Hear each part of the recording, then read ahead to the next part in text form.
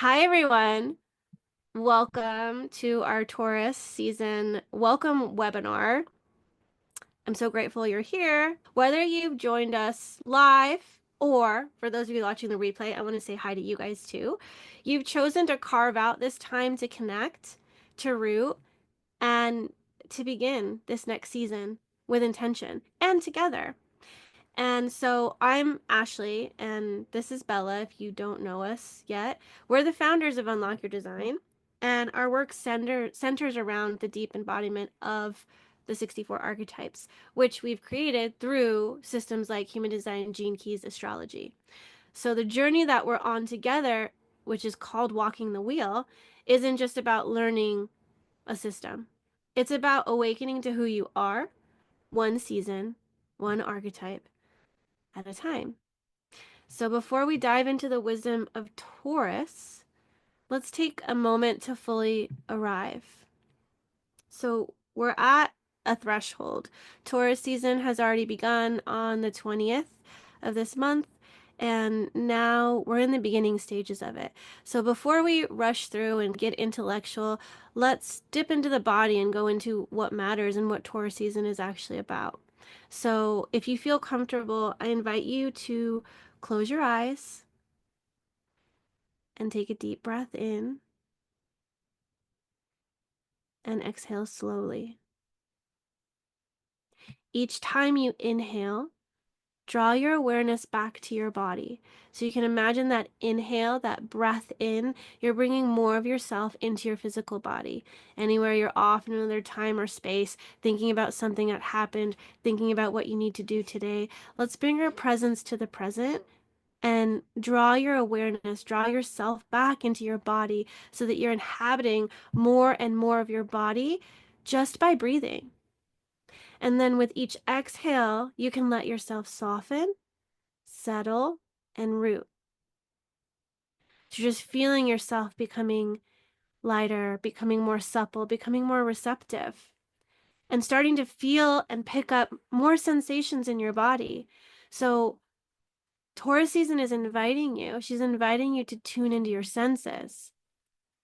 What do you feel against your skin? The clothes that you're wearing, the air on your skin. Is it cold? Is it warm?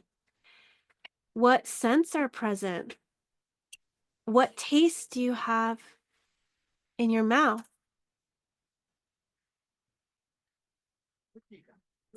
So continue to settle, continue to soften, continue to root.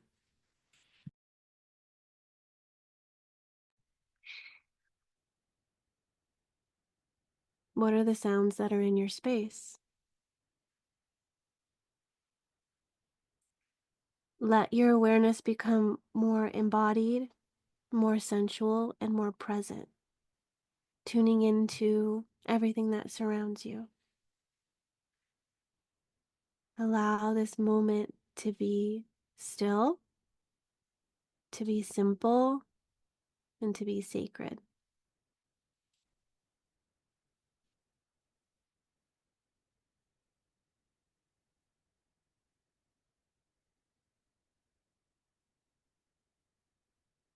One more deep breath in, exhaling everything out as much as you can exhale till you can't exhale anymore.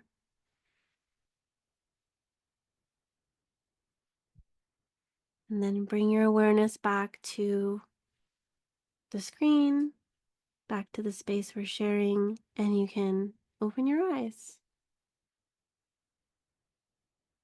Just a simple way to root to get connected, particularly to your body, to the sensations that are here, resourcing a little bit more stillness and safety in your physical being, allowing yourself to soften more and more. Taurus is about the body and receptivity.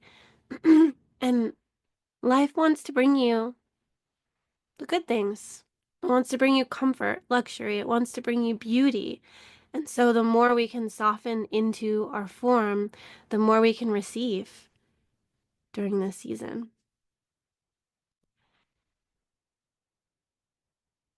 I bring in Bella for a moment. Bella is a Taurus. And so I would love you to come in before we get into the nitty-gritty details of things. What is Taurus season about for you? What's alive during this time?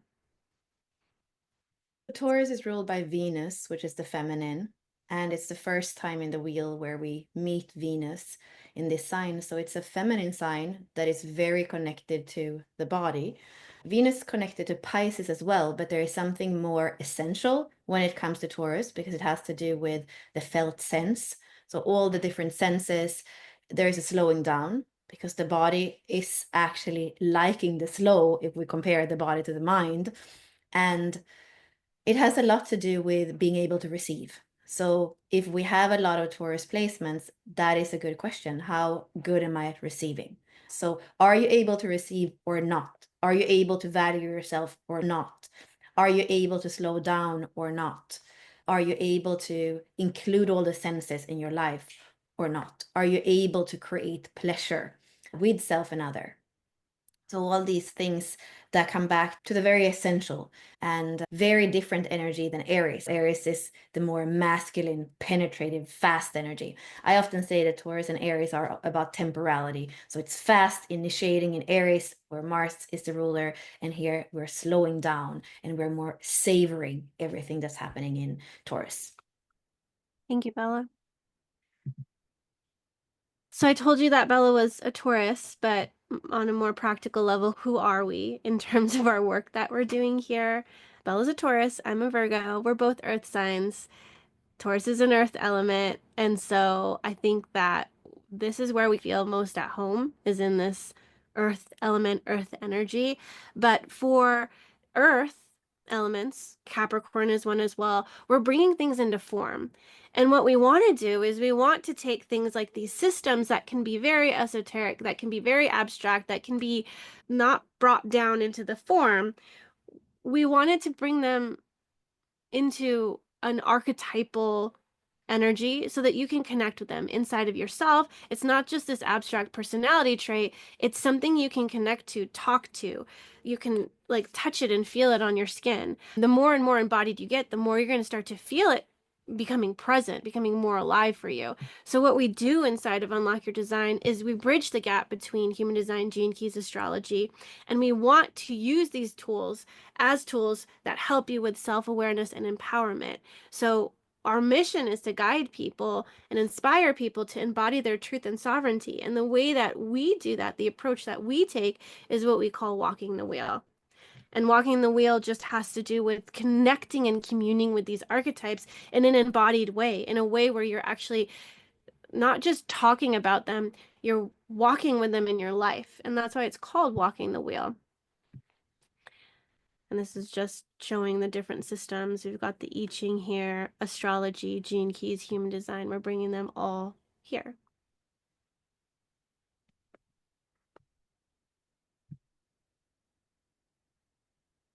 Anything more you want to mention about the method or what we're doing, Bella?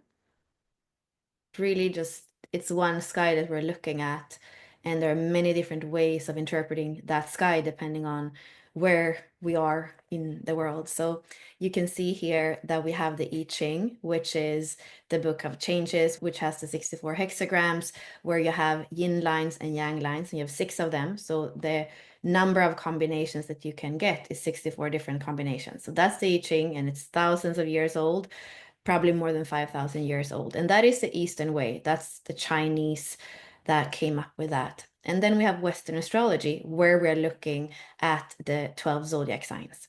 And then, of course, in more modern times with human design and gene keys, we're using the I Ching way. And a lot of people that are in the gene keys and also in human design don't even know that we are actually looking at the sky.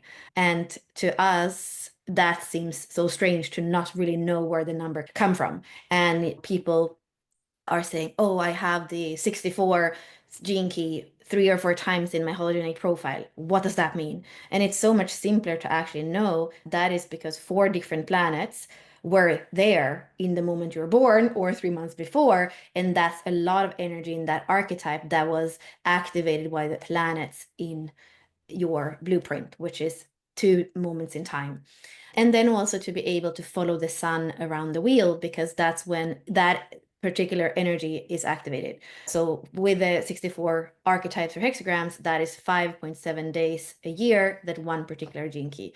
And they're not going in order from 1 to 64, they are going in a particular order. And we can always say that wherever they are in the wheel, they are also corresponding to a zodiac sign. So our main thing that we're going to look at today, and that we do in the monthly welcome call, that is to say, what are the archetypes that live in a certain zodiac sign?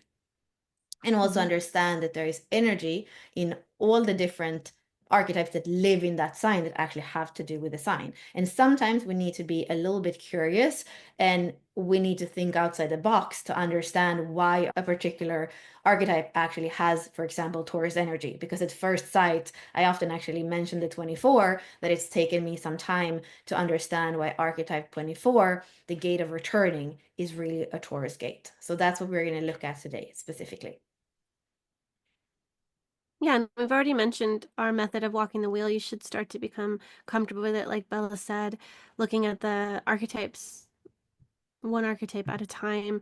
So as we are in Taurus season, that's from April 20th to May 20th. It's the time of earth, embodiment, beauty. Like Bella said, it's a chance to slow down, to come back to what is steady, but also what is sustaining. And so here we're going to have these Taurus archetypes, the eternal child who has playful innovation and possibility, the nourisher, which is about sacred giving and steady care, and the 24, like Bella just mentioned, the inventor. And that one is about silent contemplation, original insight that can come from that, thinking outside of the box. The feminine, divine direction and unity and receptivity. The translator, elegant simplicity and expression. And the influencer, authenticity and impact. So those are the archetypes that we have during this Taurus season, and we'll go into them more deeply later on in our presentation. But here are the ones that you're going to meet this month. So each archetype is going to open a door, essentially, to deeper understanding, embodiment, and integration. So we explore them week by week through walking the wheel, through the calls we have, through the inner circle, through the things that we're offering. And you can take that a step further and bring it back into your life, not just when we meet. You can try to begin to embody it, journal about it. And you can look into the archetype resources that we have that help you do just that. So, yeah, this is what you can expect this season.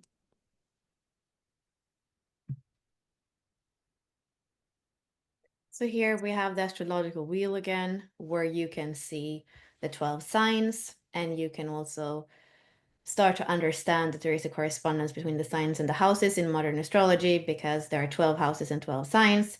And then there are 9 planets that are ruler of those signs and houses. So that's the very foundation of astrology. And that is what we are doing in what we call the setup series. So every time that you come in every month, you can get the course, which has several master classes inside of it, where you go deeper into the energy. So what we are going to go into a little bit today, but what you go in deeply into in the course, is the ruler, which is Taurus, and then the second house, which is corresponding to Taurus, and also the ruler, which is Venus. So that's what you're learning about every setup series. And you also create a roadmap that's going to help you to make the best of the energy that is activated during the month.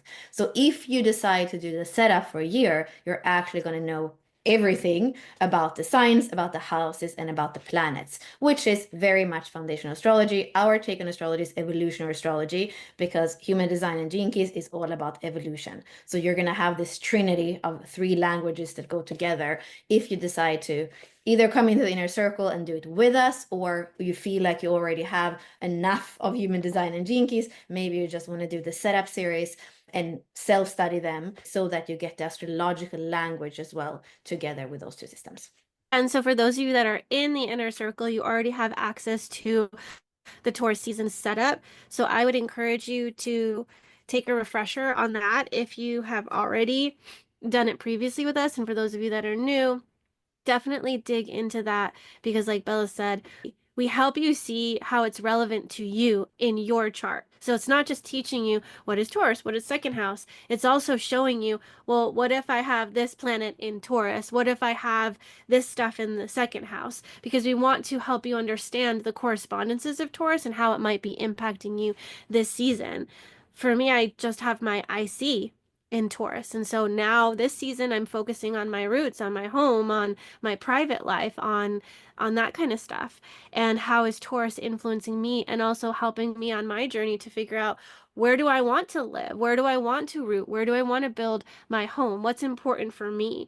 So that's how I'm utilizing this Taurus season for myself. And you're going to have a different approach to it because you're going to have different things activated or not activated in Taurus. Some of you won't have anything in Taurus or the second house, but you will have something in Venus. And so we can turn to Venus to see what it is you value, etc. So definitely check out the setup. Like Bella mentioned, we'll see if we can put it in the chat, but you will definitely, with the replay, there will be links to purchase that as well. And it's just $35 for Taurus season, but I highly encourage you to get the whole 12 bundle because you're walking through these seasons through the year. So if you're going to encounter them, might as well know what's happening there.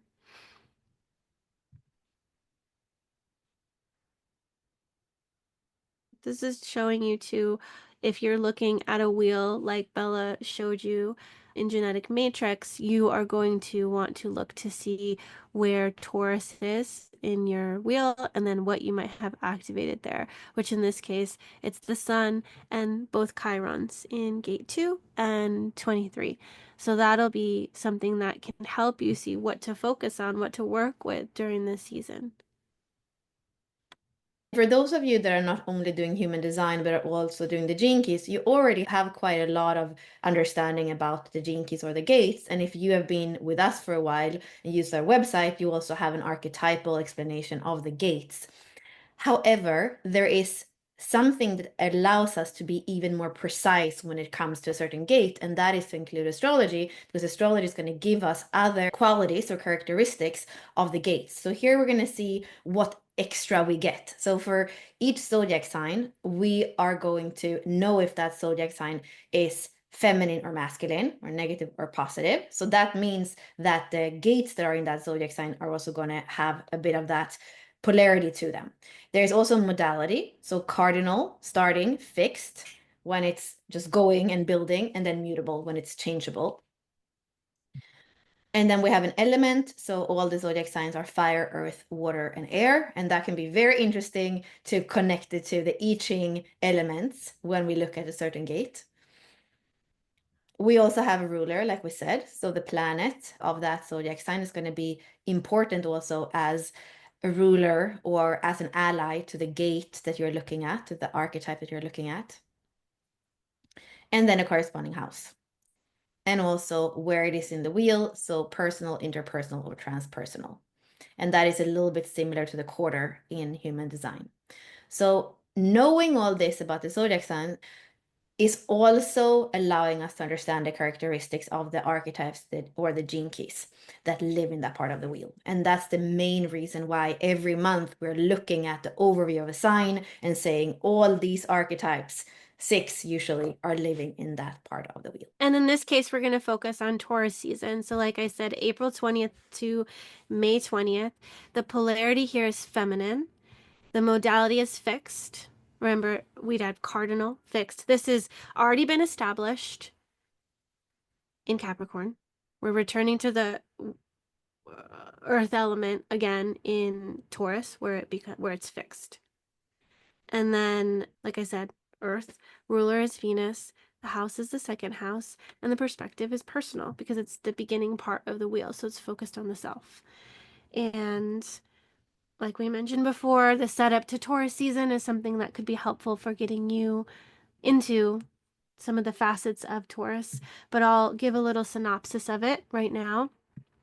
So, obviously, Taurus season occurs when the sun is in the zodiac sign of Taurus. It's the fourth earth sign, it's ruled by Venus, calling us to slow down, reconnect with our senses, and cultivate what we truly value. And the archetypal energy of Taurus is associated with the following characteristics. So we're going to have powers and pitfalls. When it comes to powers, Taurus can be grounded, sensual, loyal, peaceful, patient, steady, reliable, nurturing, creative, persistent, and devoted.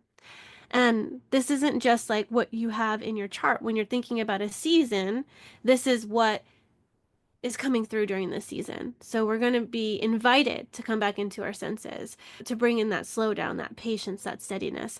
The pitfalls that show up here is that we can be more stubborn, possessive, rigid, resistant to change. Again, a little note on it being fixed, Earth. It's fixed. It's going in a direction. It's moving in a direction. It doesn't want to change. It's not started. It's already going.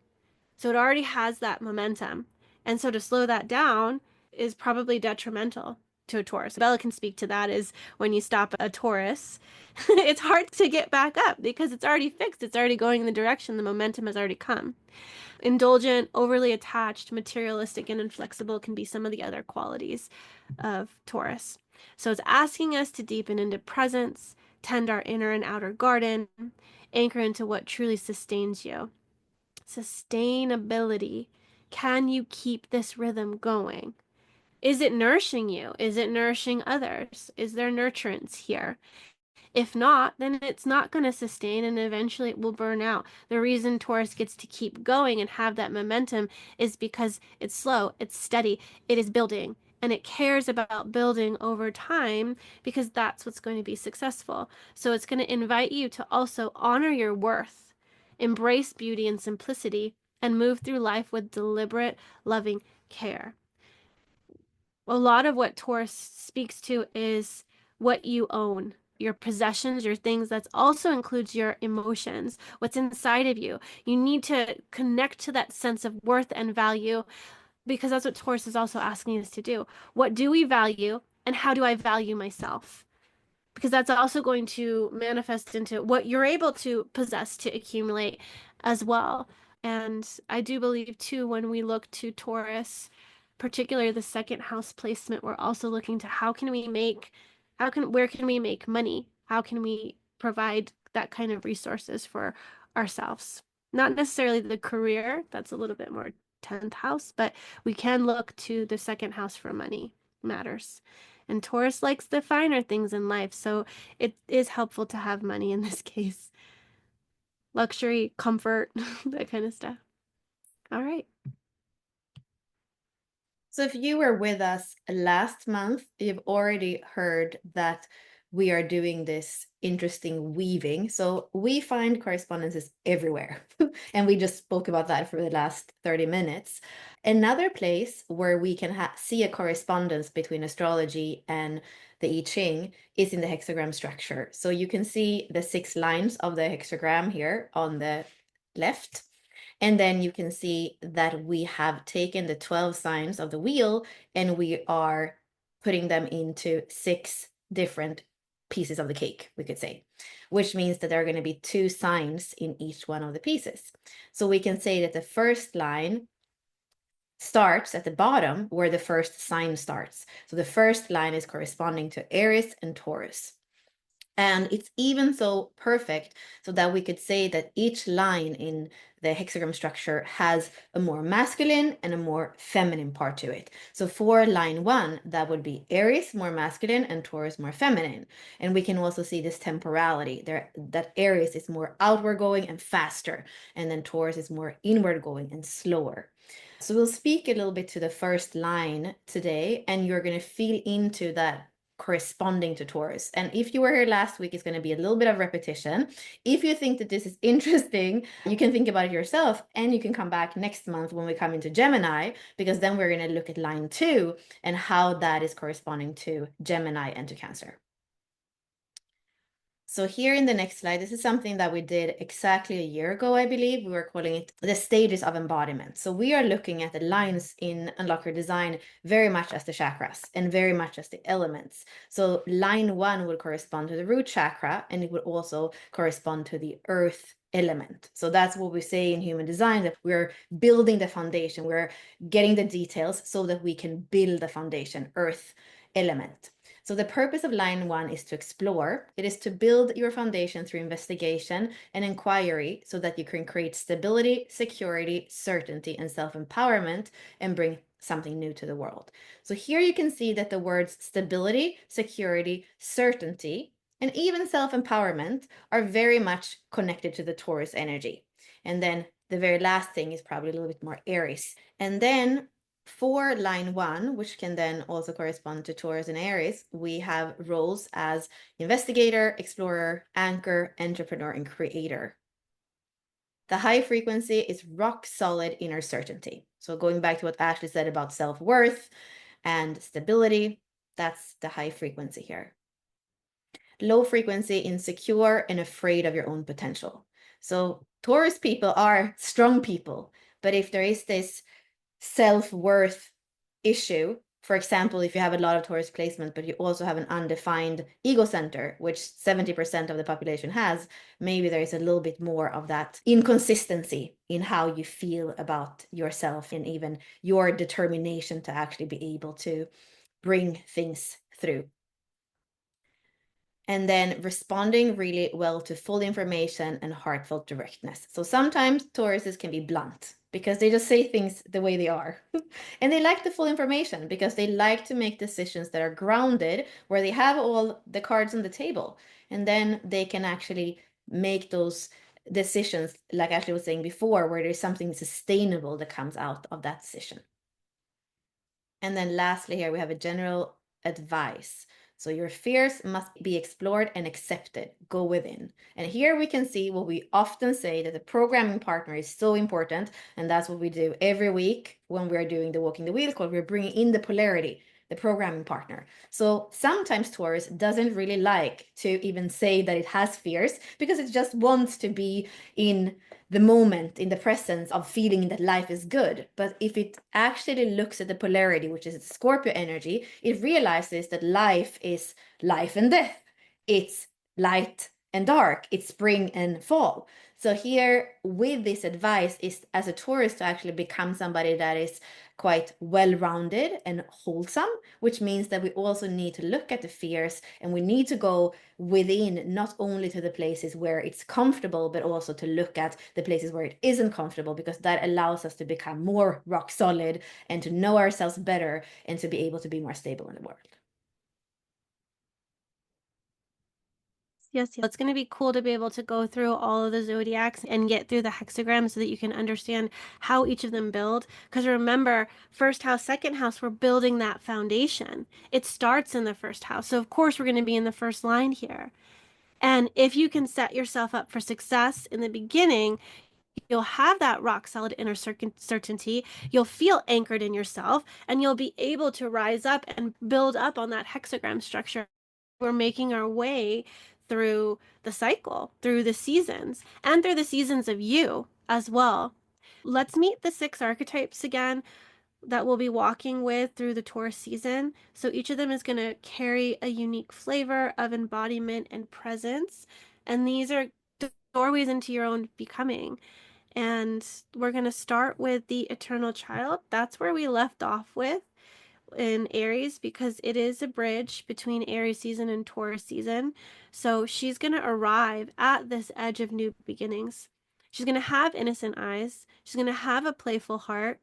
And where others might see chaos, she's going to see potential and opportunity. So her essence is innovation. It's through surrender to that pulse, to the pulse of something new. And she has to trust the process. There's not necessarily a plan, because when the pulse of mutation comes, it's new. So there isn't really a plan. So the eternal child's going to remind us that wonder, curiosity is the birthplace of creation. And so we're going to need to be really attuned to our senses, to ourselves, to see what's coming through me. Is this for me? How am I supposed to be working with this? And our creativity is our own. And so the 3 is highly creative. It is an individual gate, and it is here to bring through the pulse of individual creation. So when we are initiated into change, into new beginnings, it's for us. It's always for us. And so if we look at Taurus as being something of like what we own. Our creativity is something that we need to know, honor, respect, and value. And so that's something that we're going to need to get into alignment with to see what's here. What am I here to create? What am I here to ground into this physical world in my body? Actually, what's happening right now is that there are new descriptions that are coming through because we are walking the wheel again and we are igniting the archetypes. This is a living transmission, so it's never done. Whatever you have on the website is quite different actually for the different gates because our archetype we started and just wrote a little bit in the beginning of the year back in 2020. And now we are coming back over and they are showing us way more things. We're included in astrology as well. So that is something that even if you knew them, how they were 5 years ago, they are getting reborn. So come with us on that journey as well and explore them from how they have evolved from where we were 5 years ago. So I feel like here looking at where we are, so we are on that cusp between Aries and Taurus. So we have an initiating energy, but we also have an energy that actually wants to create a change that is sustainable for the future. So it's the Taurus and the Aries there. And then on the other side in the body graph, we have gate 60, which is the gate of limitation, that also makes sure that we're not just changing for the sake of changing and throwing everything around, Hmm. but there is something that can come through that actually we can even use the old as building blocks for the new. And this is part of the cross of laws, for example. So people that have the three are here to bring in mutation into the world and to dare to actually be different and to dare to bring in what hasn't been brought up before. And it's important with a three to not feel discouraged because people might not understand you yet. And that goes back to everything in the body graph that is individual. You can have a lot of melancholy because you feel that the world isn't ready yet.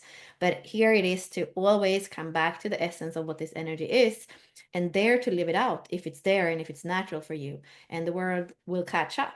And it is okay sometimes to feel the melancholy. It is okay to pop before the other popcorns pop. So there is nothing wrong with that. So continue to play.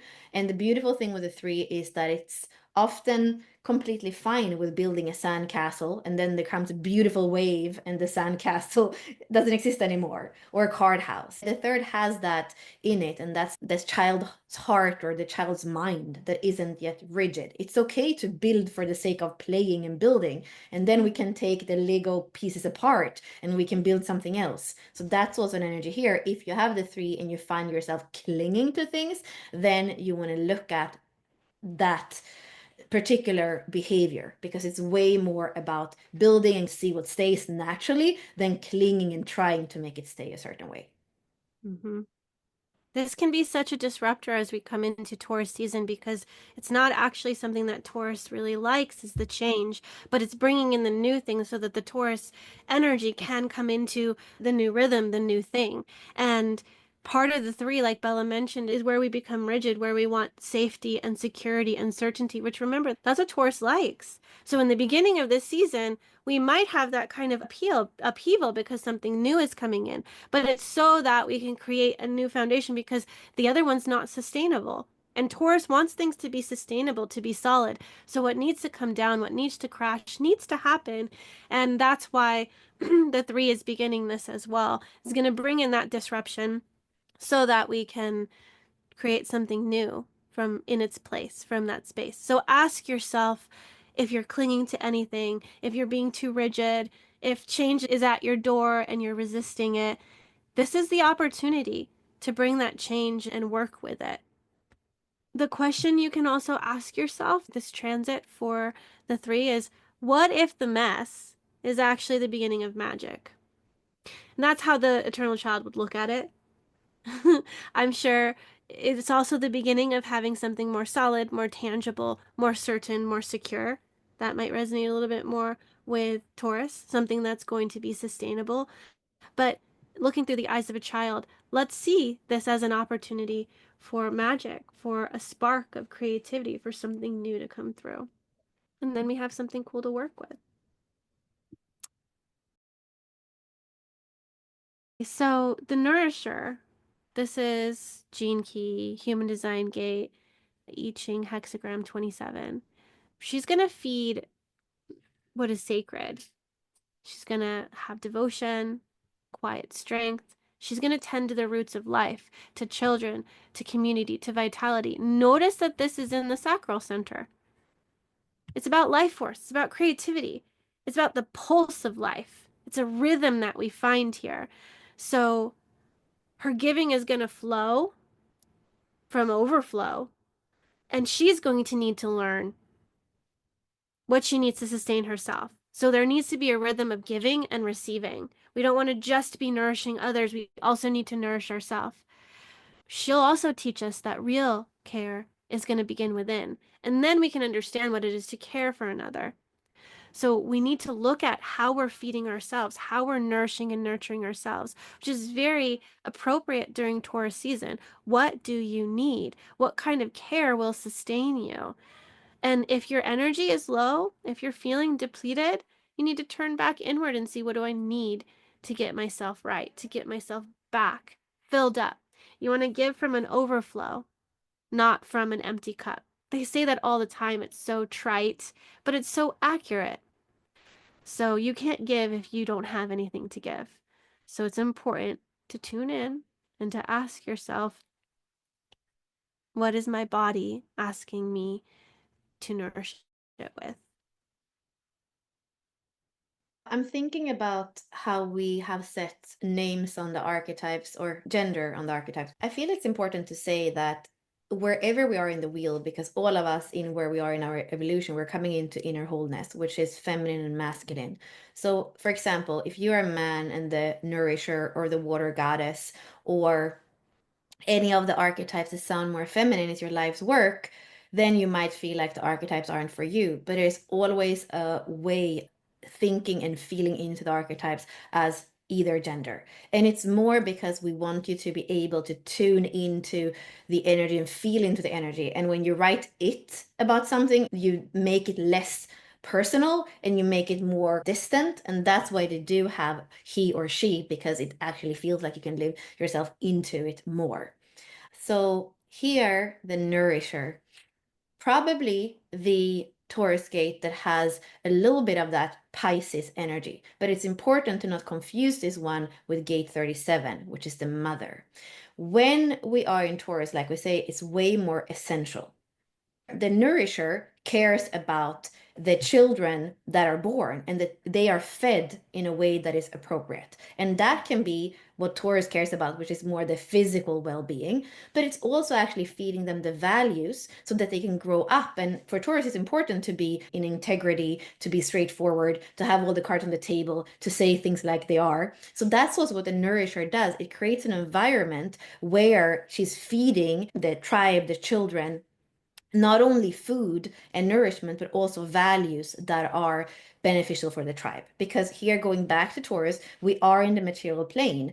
This is part of the circuitry as well, the tribal circuitry, where it's very much the material plane. So it is about not only surviving, but also thriving. And the more we evolve, the more we have the possibility to actually not only do the basic needs for survival, we can have a life that is have we can have more life quality. So here I would say that the 27 has a lot to do with life quality. And going back to the Pisces energy, the mother, which is an archetype that also cares about the children and the well-being of the tribe, it's also in the tribal circuitry, she's way more emotional. It's the emotional well-being. It's where the tribe can come and feel like they are understood, and that there is this more emotional safety and intent that's there. So it's also really cool to be able to use the astrological signs to actually differentiate between archetypes that seemingly, with a name, for example, can seem very similar. But then we go back to say, okay,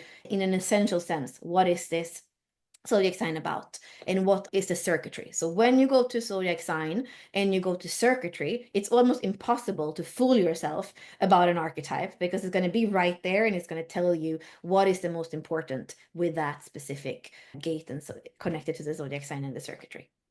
Mm-hmm. And if we're looking at the circuitry during this season, we're going to see that a predominant portion of the archetypes are actually in individual circuitry. So we have this sprinkling of tribal circuitry here, but we have the 3, we have the 2, we have the 8, we have the 24. All those are in that central pillar. And so the pulse is going to be important. It's going to give us the creativity, the direction, and your creativity is going to inspire other people. Remember, Bella also mentioned this is first line. First line, it's about the self. And so, first and foremost, it is about you. And then from that place, like I said, of overflow, we get to give to others. So, a question you can ask during this transit is, what am I feeding with my energy? And is it feeding me back? You want mutually beneficial relationships, giving and receiving. It has to be equal. And you have to learn to receive as well. Some of you are really good at giving, but part of it is learning how to receive. And Taurus season is going to teach you that. We're going to come upon the second gene key, the second gate, the feminine. She's going to teach us even more about being receptive. We'll move forward into the inventor. So, like Bella said, we've described gender to each of these. This is the only masculine one. This is the only one that I will reference as a he. Remember, Taurus is also feminine. We can look at the hexagram and be like, oh, look, but it's more yin. It only has one yang. Sure, you can call this a she as well, but we wanted to make sure that each of them, there's actually half she and half he in the 64 archetypes. So some of them have to be he, some of them have to be she. So here, we're working with a he here. So he's going to listen in the stillness, in the silence. Remember, in the highest frequency, we have silence here. We've got addiction, invention, silence. It's in thinking outside of the box, getting outside of the samsaras, that we can have a new thought, that we can have a new epiphany. It's about finding treasures hidden in the silence, thinking outside of the box, getting outside of the box. It is a genius energy that comes through the individual circuitry. We also have the 4323 channel here. They call it the genius to freak. But we're being informed by that head center as well. The ideas, the things are coming in, and then it's being conceptualized. So the 24 is chewing on things. It's like, okay, what is this? Let me make sense of this. Why did this happen? They call it the return.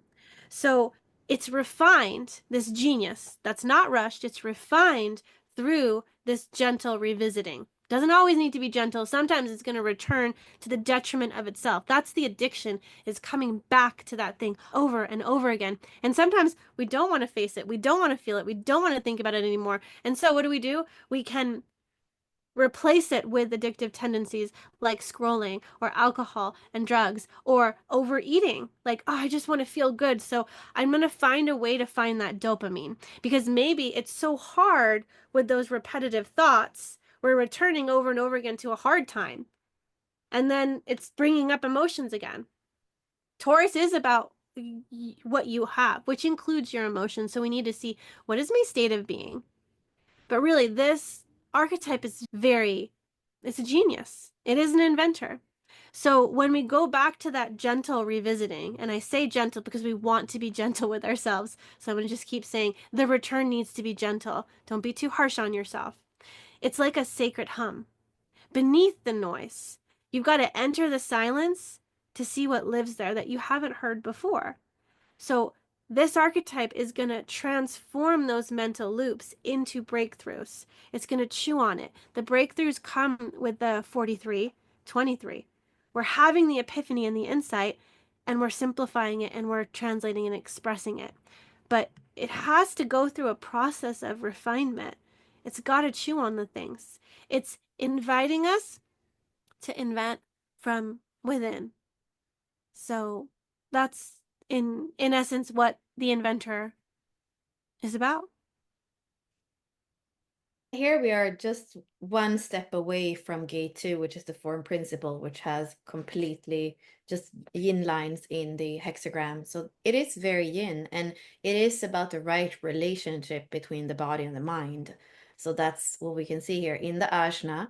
And the mind is amazing.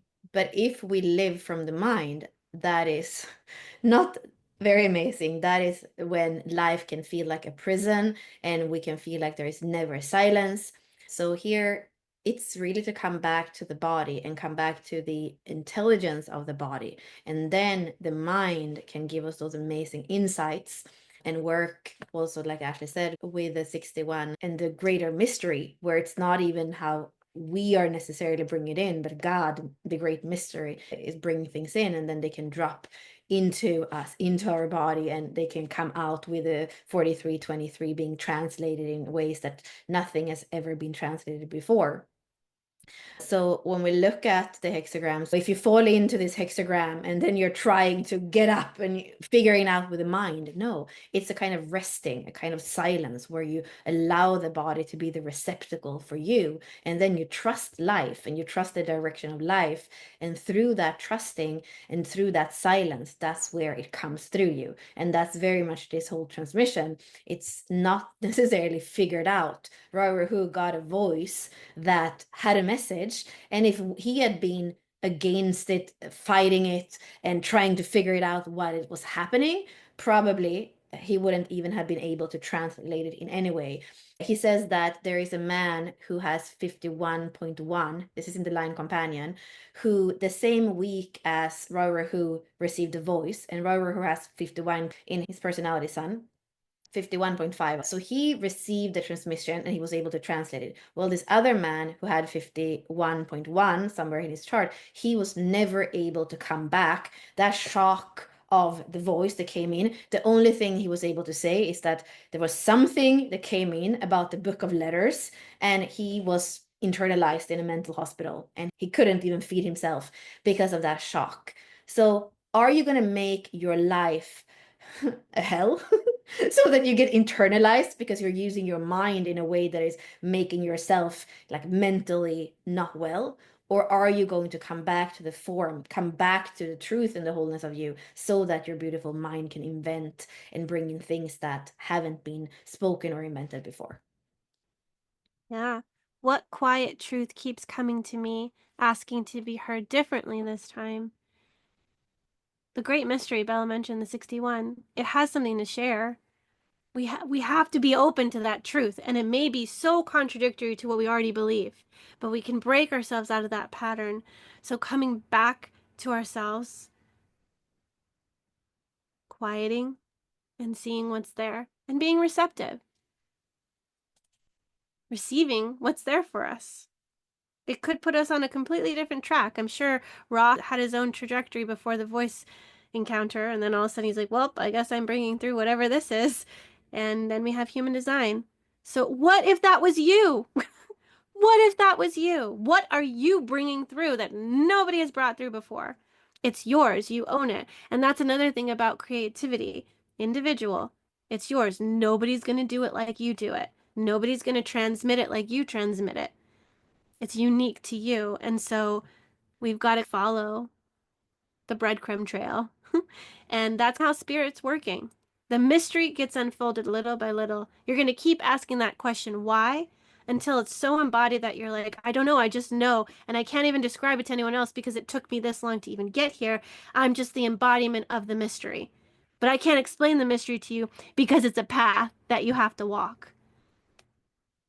The feminine, completely receptive, all yin lines. Obviously, we're going to call her a she. She's the feminine. She's not going to chase direction. That's because she is direction. She aligns with life through intuition, through stillness, through soul deep receptivity. She's so in tune with her body and her being. She is receptive. She is that softness. Her compass is magnetic. And remember, the program partner is the one, the spark, creativity. Two, it is part of the magnetic monopole. This is the driver. She's going to have the map, the compass. She's going to know the direction. She's here to orient in each moment. The compass is magnetic. It's not mental. She's not thinking about where to go. She is drawn towards where to go. That's why she becomes the way shower. We can call her the way shower because she is literally pulled in that direction. And she's going to show us that the truest path unfolds when we're willing to be led by grace, by the spirit that's dwelling within our body, too. Like we are being moved, we are being pulled. And Ra talks about the passenger consciousness. We're here to be the rider. It's the magnetic monopole that's driving us, that's pulling us in life on our trajectory, on our direction. We got to slow down to be able to feel into that because our mind will have so many directions it wants to take us in. But where does our body want to lead us? What is our body speaking to us? What is it receiving? It'll tell you a lot about the company that you're in, about the place that you're at. How your body is responding to that tells you a lot. We can't discredit our intuition in our body. We can't discredit what we're receiving. I feel like it's so easy to gaslight ourselves into feeling like, no, this isn't true. Oh, no, I'm just making this up. But we know if you feel right in a place, if you feel right with a person, you know if that direction is right for you. And sometimes it's completely different than other people. And I think that's why sometimes we shut ourselves down because it's so different. But like Bella said in the three, sometimes you got to take that. You got to be the outlier. You got to take the wild path. And remember, this is individual circuitry. So as long as you're just following your compass, your direction, people who are following that same direction will come. It's like a fractal. And you don't need to worry about who's following you or who you're guiding or who you're leading because it's just for you. People that have the 214 can literally, if you're around those people, they will literally pull you, suck you into their direction because that magnetic pull is so powerful because they're just going. They have the resources in the 14, the powerhouse. They have the direction. They have all the keys. They know which door to unlock. They're doing it, and people are just like magnetizing to them. So, yeah, that's the potential here. It is the way shower, it is the feminine, and she has to be deeply receptive to be able to know where to orient, which way to go. But let's bring Bella in because this is her life's work. So, how do you perceive the two? How is this part of who you are? I like that you're speaking about it as the core of the body graph. So we call this channel with the 14 the keeper of the keys, because when you have that pulse, you have the receptivity, you have the power. Basically, you can unlock anything. And it's important to allow each gate here to be in their essence. We're actually saying that the two is receptive. So when the two is trying to, going back to the 24 before, to figure things out, it's actually strangling itself. So very important here to not become regimented and also to not try so hard to find or show the directions that we become lost because we're trying too hard. I think there's also something with this channel and this gate that is very telling when it comes to individual circuitry, because individual circuitry is really just caring about what's the truth, what's the pulse for that person in the moment. And those gates that are in the middle channel around the G center is that they are in the codon ring of water and the codon ring of fire. So they can be completely at rest or they can be pulsing in creativity. So to be able to listen to what's there truly and to follow that truth, when we do, that is extremely inspiring for people that are outside of us. When we're looking at the feminine, she's bringing in a way that is more uniquely true to her. And that's what's been lost over the last thousands of years when we have this split where we're more conditioned from the outside. But the two is saying, come back to your body, come back to the part of you that wasn't heard because society has had us be more in the masculine way of doing things than in the feminine way of feeling things. And if there is one place in the wheel where soul is invited, it is in gate 2. When you look at all the yin lines, this is space, but it's the place for the soul to come back to the body. So with archetype 2, what she wants is to be that perfect temple, that perfect body, reciprocal for soul to come back and to be safe in form. Because when that happens, we start to dissolve, we start to integrate everything that ever went wrong, which can be the violence that has been perceived between the masculine and the feminine, whether that's on the inside or on the outside.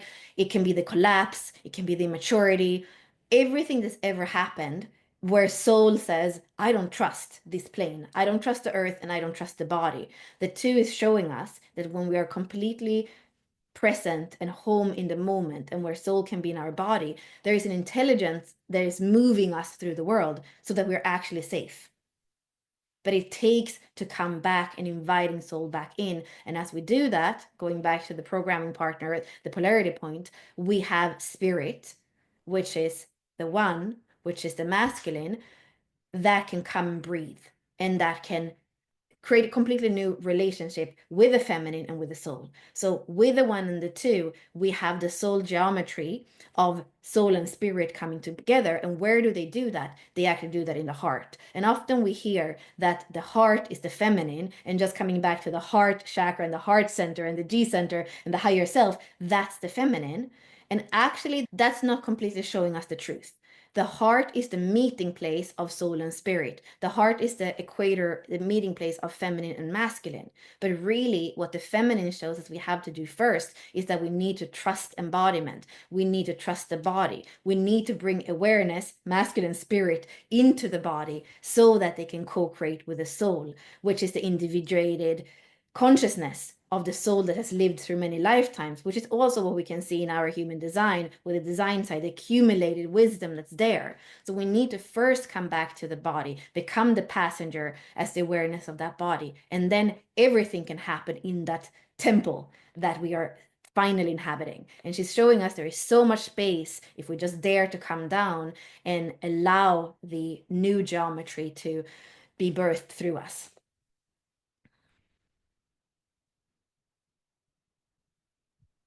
Just letting the last statement sink in, because to be truly receptive is to also be truly open to what wants to come into us and then be birthed through us, which the feminine is the vessel and is the vessel for life, which is babies, humans, and in a physical, literal sense. And the spark, the one, is the one that is bringing that seed of creativity. The two is housing it, is holding it, is still, as soft, as supple, as open, and is the one that is making that life possible to come through her. And so the more soft, open, and supple you are, in that's the more easy that expansion can be, right? And if you're soft, supple, and open, expansion of spirit, soul meeting, merging in the body so that you can have that. We need to have a capacity to expand. And so physical pregnancy is teaching us how to physically expand, but on an energetic level, we're also learning to increase our bandwidth to hold more in life. And so when we can trust that life is orienting and guiding us to the right places so that we can balance that masculine feminine pull within us and be more and more receptive. It doesn't matter where we're at, we'll always be at home in ourselves, right? Safety is an internal thing, not an external thing. And like Bella said, the more you trust life, the more it guides you and is going to lead you towards those places that are safe. You're not going to have those reflections of, oh, the battle of the masculine or the feminine or the sexes or the violence or the whatever it is. Whatever makes the feminine harden and protect, right? We're looking to learn how to soften more and more.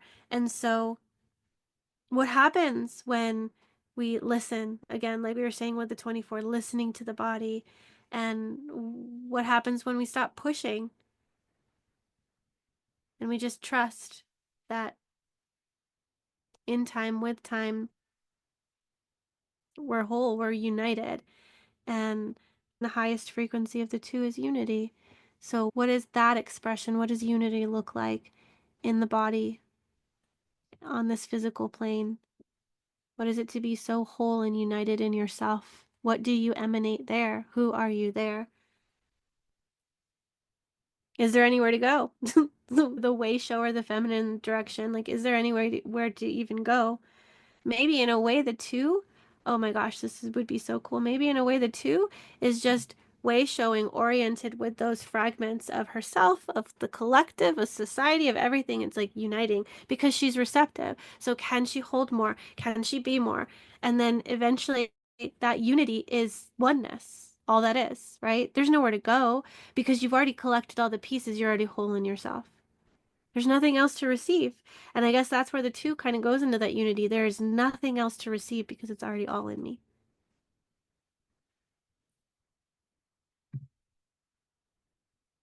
So, how can I receive life more fully? And where is life leading me? And hopefully that's to unity, to wholeness. That's what I think it is doing. But Bella's on her own trajectory too, right? And here you can also see the polarity points because when we're looking at the other side in Scorpio, there's often this question about meaning. What's the meaning? What's the meaning of all this? So sometimes in Taurus, like we said before, we can become a little bit comfortable. And in human design, we say that the two is the daughter with the dad's credit card because it's waiting for the 14 to give her the resources so that she can make sure that we're going in a direction. So to also remember on the other side when fall comes and the leaves are falling off the trees and there it's a completely different way of living. So receiving life more fully is to live fully in the moment because we never know about tomorrow. And what we are going to remember on our deathbed is usually not the accomplishments, is how much we were able to give and receive, how much we were able to co-create, how alive we felt. Those are the things that have the most value. So how can we receive life more fully? How can we be more purposeful as we're navigating through the world?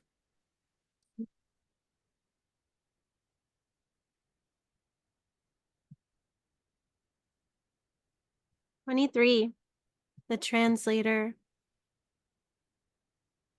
She'll take the complexity and turn it into clarity, into simple elegance. She is about expression because you can see that she lives in the throat center, and in a way like a poet that speaks straight to the soul. Her words are generally few but very powerful. So she's going to remind us that truth, it doesn't need to be explained, it needs to be felt. And being able to translate that into something that's succinct, that's precise, that's powerful, that touches to the root of it. It's not going to over explain it. And that's why elegant simplicity brings in that Taurus quality and brings in the fact that we're here to refine and to translate those epiphanies that we have. Remember, returning over and over again, receiving the great mystery and trying to conceptualize it, explain it. In some cases, can't be explained, but eventually the breakthrough happens, the penny drops, and you're like, this is it. This is how I would explain it. And it's in that moment that you experience that emanation of quintessence, right? It is precise. It is so great at just naming that. That's what we're experiencing in each of these throat gates, right? I'm saying precise a lot because also we have the 62 here, which is about naming the thing very precisely. But the 23 needs to be able to explain, to elaborate on that, to explain that, to express that. And we feel that simplicity in our being because it lands so deeply. So I'm going to leave it there. Try not to over explain with my open throat. Pass it to you, Bella. So individual circuitry, we spoke a lot about that today. And Rower who says that the only social individual gate is the 12 that connects to the emotional center, right? Through the 2212. So here we have archetypes again. We have the translator and the prophet. And we can ask ourselves, okay, they're both throat gates, they are both individual, and they definitely have a message and they can touch people deeply when they cut through the bullshit and they give things like they are. What's the difference? With the 12, there is a certain caution because the 12, even if it's individual, it has that social purpose of actually getting the things across. And it also knows when it's not going to be understood or it's not going to be received on the other side. When we have the 23, Ashley was speaking about it before, the genius or the freak. This is not a filtering thing that is going to really be concerned about, is this the right timing, is this right now? We say in human design that when it comes to a lot of the projected gates and channels, we actually need to have the right timing. Well, the need is that maybe nobody's going to hear us. I often say that if you have the 43 and the 23, you actually need to test the waters. And when you're around the right people, they are going to hear you. So if you wait forever, you're never going to know. So here it has a bit of this show your true colors, speak about the things that you are passionate about, translate them in a way that they have never been translated before. Similar, going back to what's on the other side of the Ajna in the 24, and then see who's going to stay around, who's going to be in awe, who is going to want to co create with you. And this could be potentially something that projectors need to think about because I think that as we are navigating in life, like we were saying in the gate right before, in the two, we are going to have the opportunity to express ourselves uniquely and see from that where the next step is. And it doesn't always have to be a formal invitation. How could anybody invite the 23 when we don't even know what's going to come through there? Because it's something that usually hasn't even been heard in the world before. And remembering here, going back to the fact that it's a Taurus gate, there can be a certain inadequacy with the 23, not necessarily before you've said it, but after so many times that you try to say something and people don't listen. And I could even think about this a little bit in our case, me having the 23 as my Chiron. If I feel like I'm speaking, simplifying these systems in a way that hasn't been simplified before when it comes to the weaving, etc., and I feel that it's not coming across to the people that are there, there could be a part of me that feels like there is no value in what we are doing, what we are saying, and that then could be basically just deciding to be on the beach and drinking my pina colada instead, because what can I mutate if it doesn't have value to anybody else than to me? Then I'd rather be listening to some podcast or recreating the descriptions with Ashley about the archetypes and hoping me being in that creative energy of the individual circuitry of the 23 of the translation, that one day when the world is ready, we're all going to embody the higher frequency of the archetypes. With this being individual circuitry, I think, and Taurus getting into that energy of I don't care who receives it, I don't care who believes me, because the right people will orient around you, and the right fractal with what you need to say will be the right thing for them. And I remember me and you having a discussion with one of our private clients, and you were mentioning to them that because they were asking, oh, I want to do readings, but I don't have any formal training, and I want to figure out if I need more depth to that kind of stuff. And you had said to her, you got to start now. You got to start somewhere, because the right people will find you, because what you're bringing through is what they need to hear. And then we'll get more knowledge and more integration of it. And then eventually the type of people will come to will be different. But that's what we have to trust, is that in our spontaneous expression, the right person's going to hear it. It's coming through for a reason. Like otherwise, it's just be hanging out, percolating inside of you. But there is something that wants to be transmitted, that wants to be channeled, that wants to come through you. And so we just have to trust that the right people will hear it. But if we get too hung up on the response from our expression, then we start associating it with our worth and start associating it with the worth of the thing we're saying, and then eventually the worth of us. And I have nothing valuable to say. There's so many ways I can just go way down the spiral of I'm not valuable. I have nothing valuable to say. And then you're like Cassandra speaks with the Greek mythology, where she was a prophet, a prophetess, saying, there's going to be a war, a lot of people are going to die. Nobody listened to her. But that was her thing, right? And so we don't need to perpetuate that myth. Like if it's coming through you, it's meant to be heard. And that's why too, with the question, what truth is ready to be spoken more simply, more honestly, more me?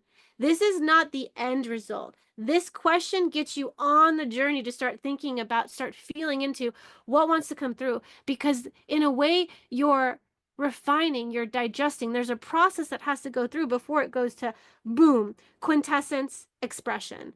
Like you're going to know when you've digested and metabolized it enough to then speak it. And sometimes we need to spontaneously express so then we can hear and say, oh, I need to process that more. Or you need to hear that channeling for yourself to see, I get it now, and I'll say it this way. So, this, what truth is ready to be spoken more simply, more honestly, more me, that starts you on the process. But there is no question that needs to be asked when the expression needs to come through, because it's literally a reaction. It's just spontaneous expression. You're not thinking about what you need to say, it just bloop, pops out, and you're like, well, that was ready. That was ready. Yeah, and not everybody's going to get it. So if we just go back to what I am, so in Taurus, I have my sun and I have my two Chirons, and that's in gate 2 and gate 23.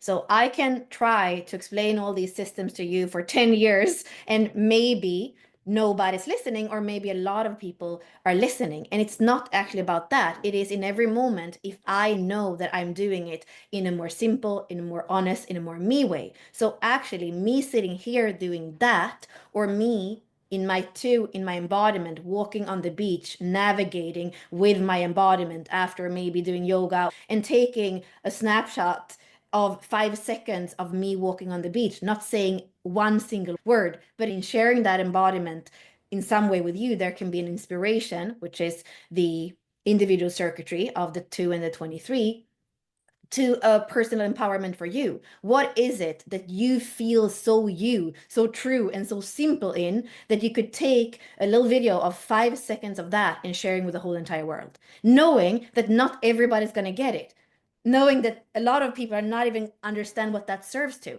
So it's not for them. Your translation, your inspiration, your empowerment is not for everybody, but for the people that it touches. It's going to touch really strongly and awaken in them their own translation, their own empowerment. And if you're a 5-1, like me, like Raw, like anyone else that is a 5-1 profile, don't restrict your expression because someone's not going to get it, or they're going to misunderstand or misrepresent you. They're going to see you how they see you. The projection field is going to be what it is going to be, and you need to just show up and do it and not be so concerned by being validated or being liked or having your expression land. The right people will see you. The right people will be there, but you can't small yourself because, oh, what if they don't get it? Sometimes I say things and I'm like, oh, I don't know where that came from.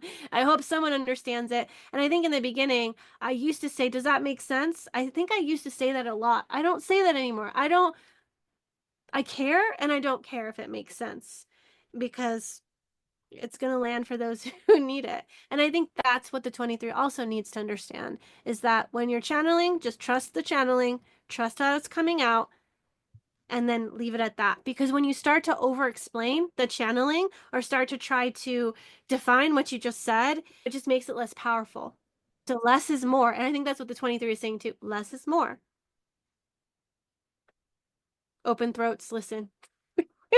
It's so hard when you feel that pressure. You're like, there's more to be spoken, but does it have to be spoken? My Chiron is the 12th, the gate of caution.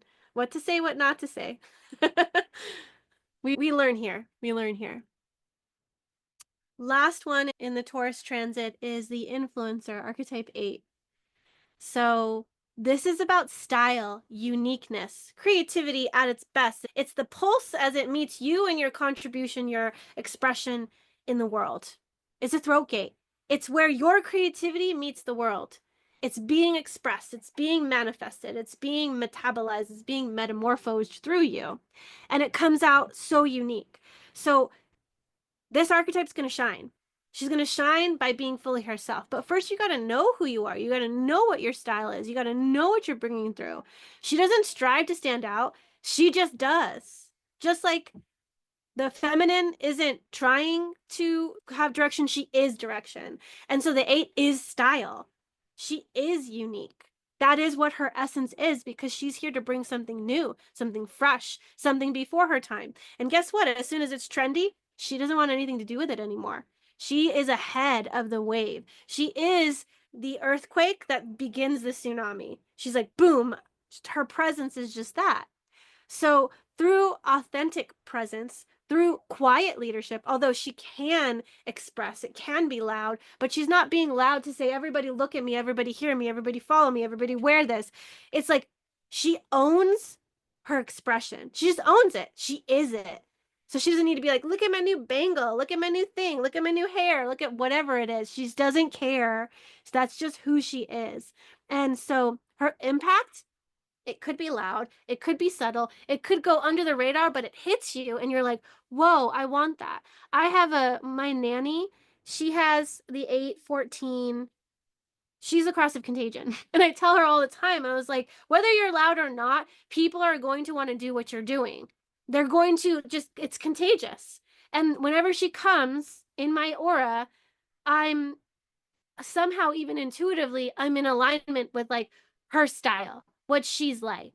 I think when she started living with me, I started to incorporate way more like whites and neutrals and these light colors in my wardrobe. And I'm like, that's her style. That is totally her style. And I was just like drawn into it. She also has the 214, I think, as well. So there's just this really magnetic pull that these people have where you just are going to start doing what they're doing for good or for bad. It's what their style is. So their style is going to be distinct and uncopyable, although people will try to copy and emanate it. But the whole thing about individual circuitry is that it's about inspiration.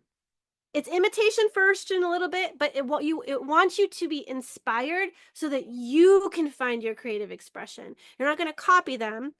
You're going to find the way that you express what feels good in your on your skin and how you're going to speak and how you're going to do and act in the world and what you're uniquely contributing to society, to the world, because it is about contribution. It is the spark of creativity and then offering it. So this is the point where that spark meets the world. And so how you deliver it is your style.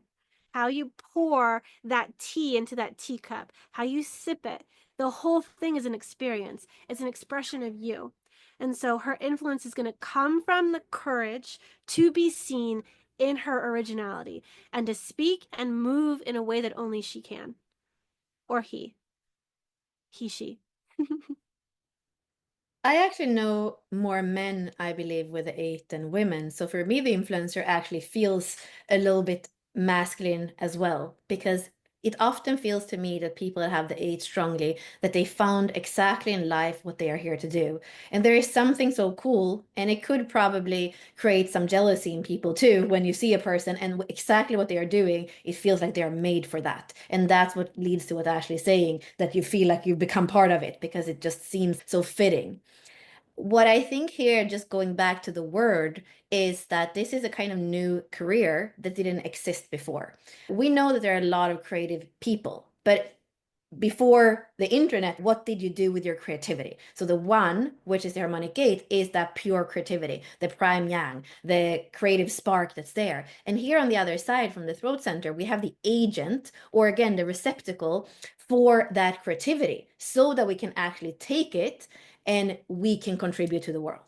And that when we started to use our phones, when we had Instagram and other platforms, where we can take that pure creativity and we are able to make it tangible enough so that we can share it with others and contribute to that inspiration that's there in our own unique style. So I think that's really cool in that sense. And that as the world is evolving, we're going to have these new kinds of opportunities.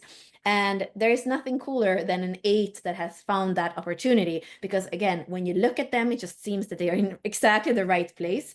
And they have found that thing that for them, they were born to express. And it just lands for you. You can feel the resonance with who they are. Like you're like, yeah, that is totally their style. That is who they are because it feels authentic.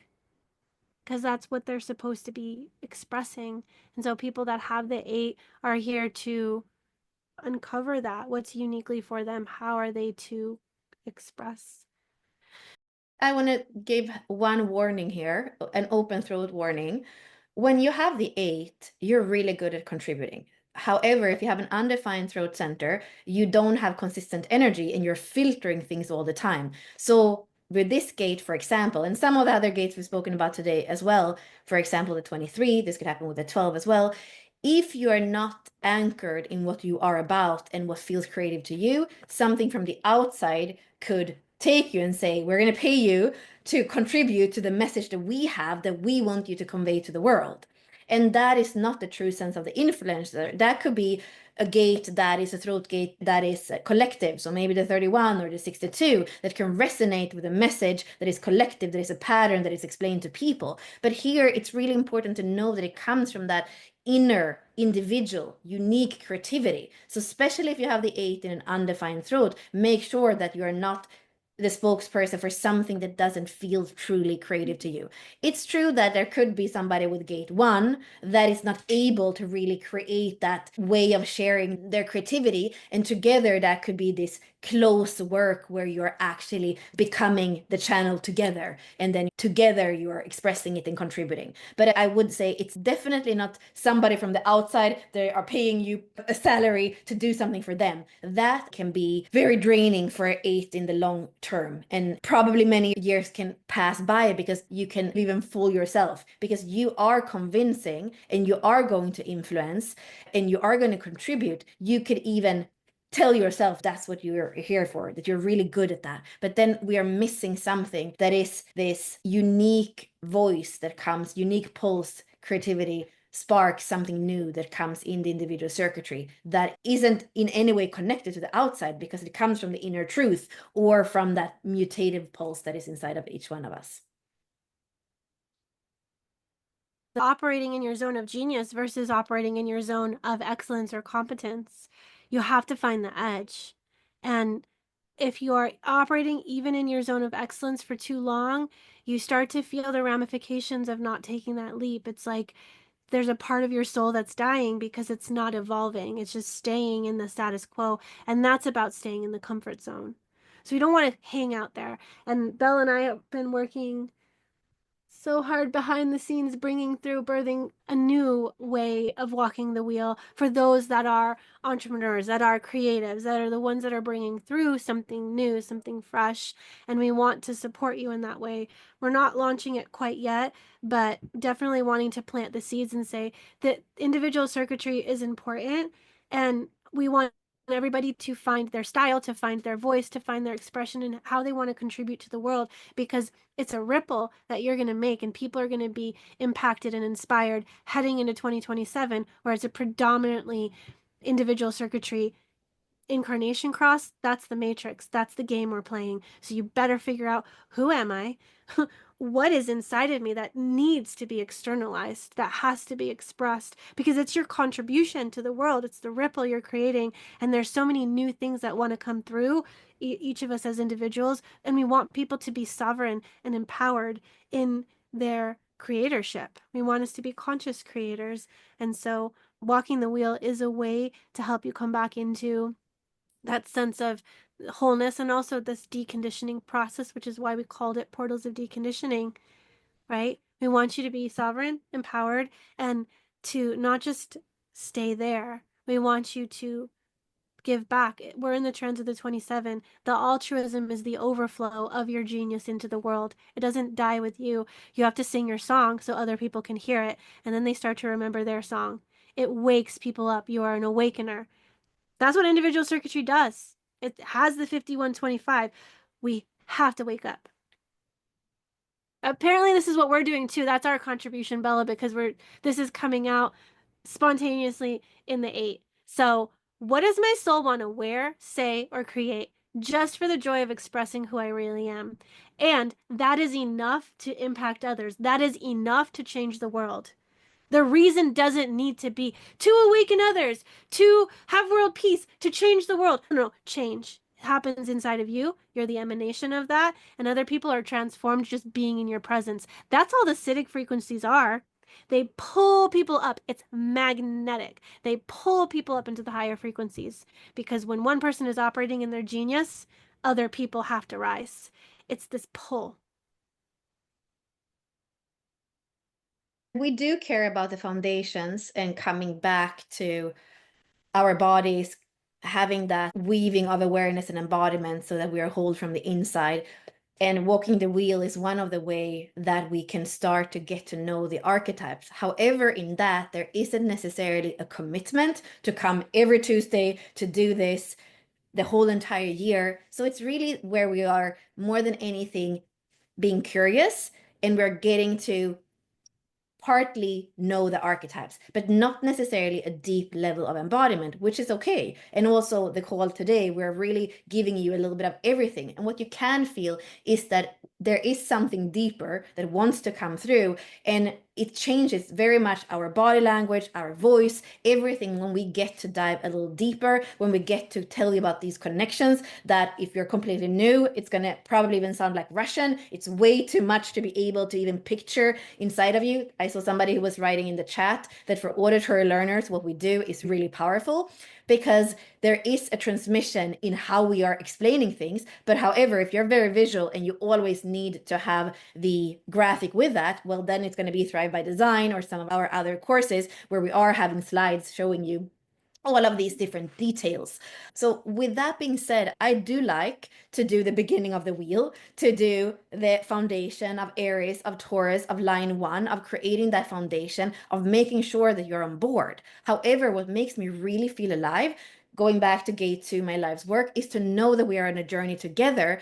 And also as a 4-6, I want us to change the world. And if we're not changing the world, I'm not that interested. I probably go back to the ocean and just be in my own energy for a little while until there is somebody that comes with energy, the 14, and wants to co-create with me. So I feel that we are doing the work of the foundations again, but really where I'm excited is for people to come in with a little bit more of a commitment to themselves, of a deeper embodiment and more wholeness between masculine and feminine, between the inner embodiment and soul consciousness and the outer action and expression of truth that we've spoken about today. So we are going to have something quite soon that is about walking the wheel in a more committed way, but also for people that are feeling that they are ready to create. And then there's the other part that I've been speaking about for 2 years and a half now, that I would like people to understand themselves better, but also, like Ashley was saying, if somebody feels that there is something that wants to be translated through them, but not necessarily have to go all the human design courses and all the astrology courses and all the Gene Key courses to try to put together how to do it in a professional way.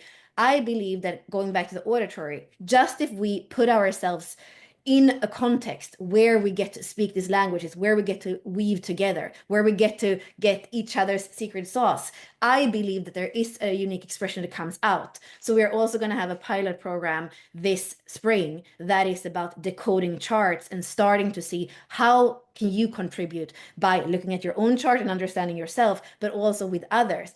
Where maybe you are a teacher, maybe you're a coach, maybe you're a mother, maybe you are finding ways that are unique to use these systems. And we want you to have the confidence because you know the archetypes, because you know your genius, not just your excellence. And you have played with other people in contexts like the inner circle and our containers, where actually you start to get the confidence that your translation is important and that your voice is something that's needed in the world. And it's enough with holding back or speaking for something else that's not even what your heart is really beating for.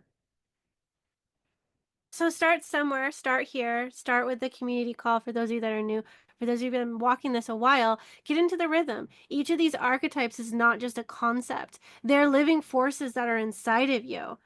When we walk the wheel together, we don't just study these archetypes, we start to embody them. But that takes you coming into some form of commitment. Like Bella said, showing up every Tuesday is great, but there is a level of commitment that comes to that coming home to yourself, to that embodiment of the archetypes. And you can get to know the astrological signs as well. That's what the setup is for. That's what we're doing with these setup courses, the archetype courses that we have as well. You can buy individual archetype courses, you can buy individual setup courses, and it's cool to be able to do it at your own pace and your own time, the evergreen style. But there's just something about walking it with others and following a rhythm and a pacing. We're going to explore these archetypes as a path of self-remembrance and transformation. So we have the weekly calls. You have access to all the archetype courses. You have access to all of the setup courses. You have ways that you're going to start to integrate these insights, right? You're learning to come into rhythm with that. And because this is a monthly membership, obviously it's something that you can decide how long you stay in it.